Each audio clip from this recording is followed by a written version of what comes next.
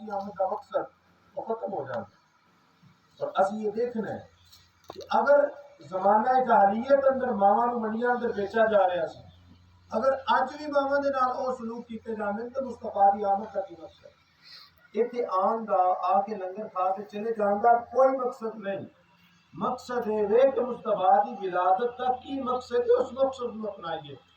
نبی علیہ السلام نے جاہلیت دے دور نو، جاہلیت دے ظلم نو جس طرح ختم کیتا ہے، اس رواج اور اس ظلم نو اج اگر وہ جاری ہے تو اس کو ختم کیتا جائے۔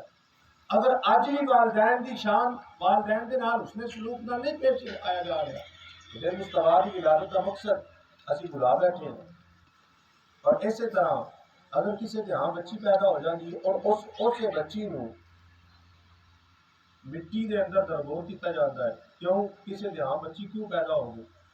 نبی علیہ السلام آئے اور آ کے مصطفیٰ جان رحمت کی زبان اقدس تو یہ جملے بولے کہ لوگوں جیڑا بندہ اپنی ماں کی خدمت کرے گا، اللہ تعالیٰ اس بندے نو ماں کی خدمت کرن دے سبب جنت کا مستحق بنا دے۔